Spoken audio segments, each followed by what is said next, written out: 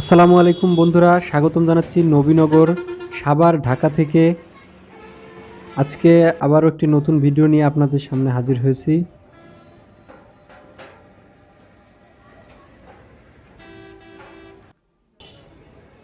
এটি হচ্ছে জাতীয় স্মৃতিসৌধের প্রধান ফটক এবং আজকে সারাদিন আমরা এর ভিতরে ঘুরব এবং এটাকে পরিপূর্ণভাবে দেখার চেষ্টা করব।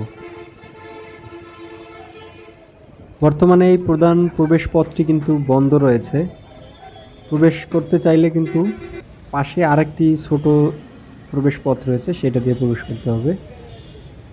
আমি আপনাদেরকে আবারও স্বাগতম জানাচ্ছি। আমি মোহাম্মদ আতাউর রহমান।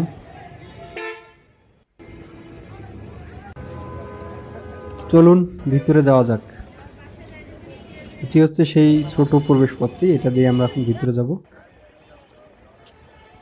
আজকে আমার ভ্রমণ সঙ্গী হিসেবে রয়েছে আমার বড় ভাই, অর্থাৎ আমি আর আমার বড় ভাই মিলে আজকে পুরো দিনটা এখানে ব্যয় করব।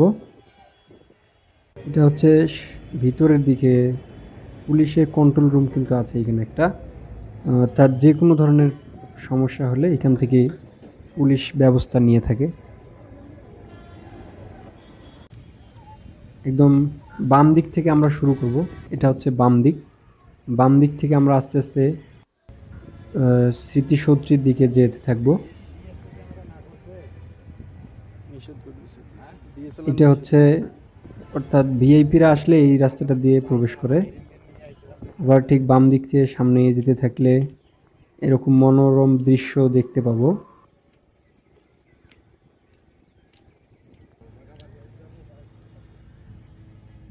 বেশ কিছু গাছপালা এখানে লাগানো হয়েছে এবং এগুলো পরিচর্যা করা হয় সব সময়।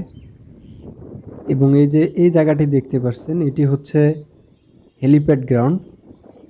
মাননীয় প্রধানমন্ত্রী এবং মহামান্য রাষ্ট্রপতিবাহী হেলিকপ্টার এখানে ল্যান্ড করানো হয় এবং 16ই ডিসেম্বর ও 26শে মার্চ এই দুইটি সময়ে এই জায়গাটি সবচেয়ে বেশি ব্যবহৃত হয়ে থাকে, অর্থাৎ এখানে হেলিকপ্টার অবতীর্ণ করে।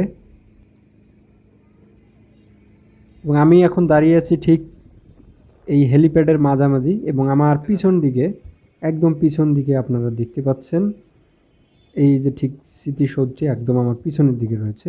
আমরা আস্তে আস্তে এইখান থেকে বাম দিক দিয়ে স্মৃতিসৌধটির কাছে যাব।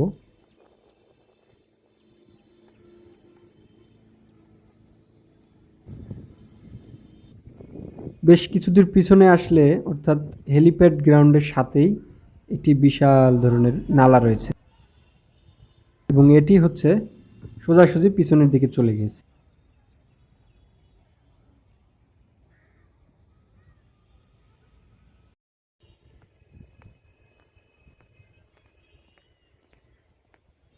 এখান থেকে দাঁড়িয়ে আপনারা ঠিক এরকমভাবে নালাটি দেখতে পাবেন।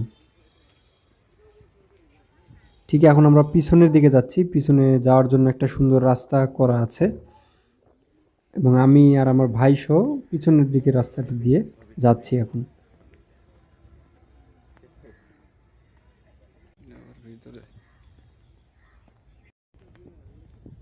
একদম ঠিক পিছনের পাশ দিয়ে যদি আমরা স্মৃতিসৌধটিকে তাকাই তাহলে ঠিক এরকম দেখতে পাবো।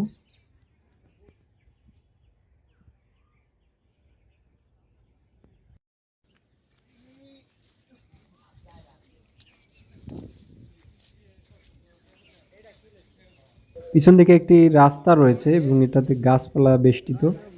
আপনারা ইচ্ছা করলে কিন্তু এর পিছন দিক দিয়ে গাছপালা অতিক্রম করে এদিক দিয়ে আসতে পারেন। সামনের দিকে তাকালে ঠিক এরকম মনে হবে। আমরা প্রায়শ অনেক দূর থেকে দেখি, যার কারণে একটি স্তম্ভ থেকে আরেকটি স্তম্ভের দূরত্ব আমরা বুঝতে পারি না, কিন্তু এখানে তাকালেই দেখতে পাবেন এখানে একটি স্তম্ভ থেকে আরেকটি স্তম্ভ অনেক দূরত্ব রয়েছে।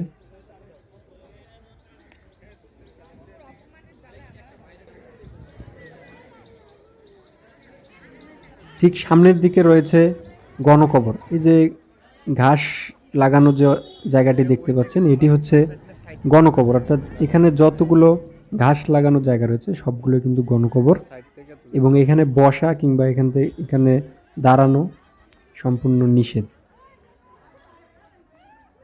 ছেলেটিকে দেখতে পাচ্ছেন, ওর দৌড়ানোর প্রধান কারণ হচ্ছে ওর টিচাররা ওকে ছেড়ে ছবি তুলতেছিল, যার কারণে ও দৌড়াচ্ছিল। যেখানে দেখতে পাচ্ছেন অজ্ঞাতনামা শহীদের কবর। ঠিক স্মৃতিসৌধের সামনের দিকটাতে এই পুকুরটি রয়েছে।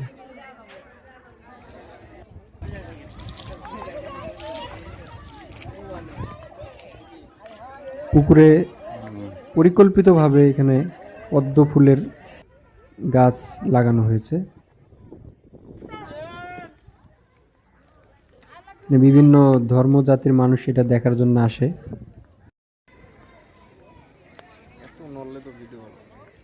ঠিক সামনের দিক থেকে যদি আমি এটা দেখি তাহলে ঠিক এরকম দেখা যাবে।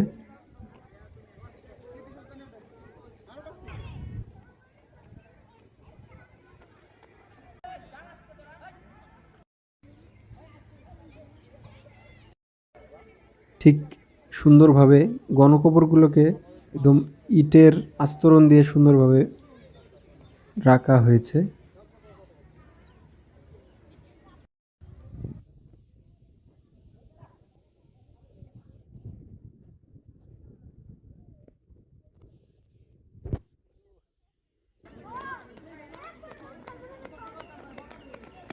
এখানে প্রতিদিন অনেক ছাত্রছাত্রী আসে এটা দেখার জন্য।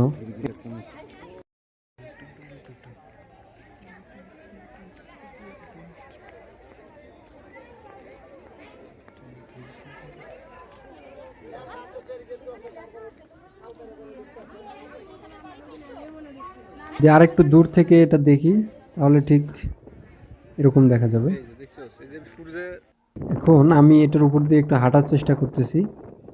এটা উপর দিয়ে হেঁটে গিয়ে আমি ঠিকই সামনের দৃশ্যটা দেখার জন্য যাব।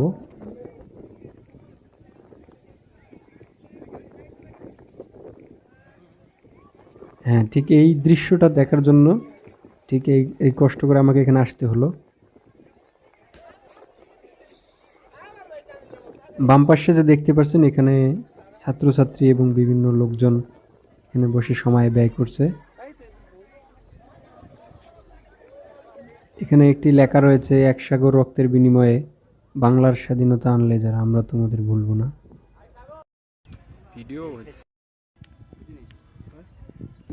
ঠিক আরও একটু সামনের দিকে এখানে কিন্তু অনেক ফুলের গাছ লাগানো হয়েছে এবং এগুলোর নিয়মিত পরিচর্যা করা হয়ে থাকে।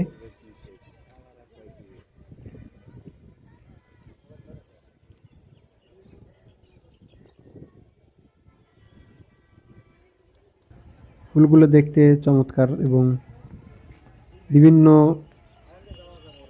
বিভিন্ন রকমের ফুল এখানে রয়েছে এবং সারা বছরই এখানে ফুল থাকে।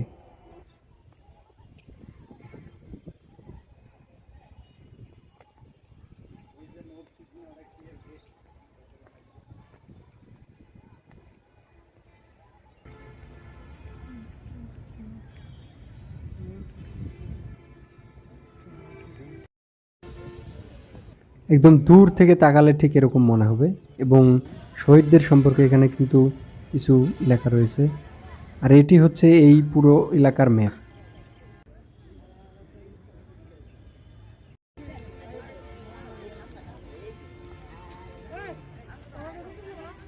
এখন সবুজ অঞ্চলের দিকে একটু আসি এবং এই অঞ্চলটা একটু ঘুরে দেখব। এখানে রাস্তা নির্মাণ করা হয়েছে দর্শনার্থীদের সুবিধার জন্য এবং এখানে একটি সুন্দর একটি দৃশ্য আপনারা আসলে উপভোগ করতে পারবেন। চারিদিকে গাছপালা এবং মনোমুগ্ধকর একটি পরিবেশ। নিরিবিলি একা একা হাঁটতে অনেক আনন্দ লাগে এবং এই অবস্থায় একটা এখানে গজলের শুটিং চলছিল।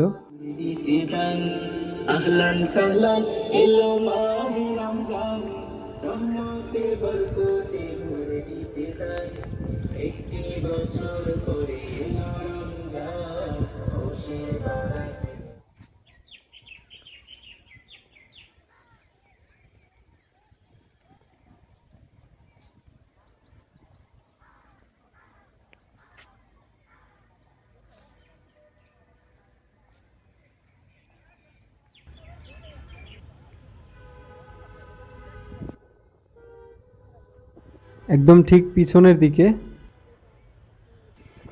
এখানে একটি মসজিদ রয়েছে নামাজ আদায় করার জন্য।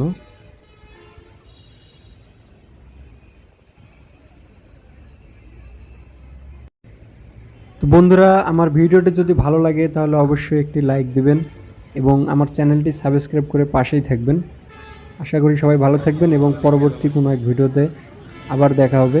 ততক্ষণ আল্লাহ হাফেজ।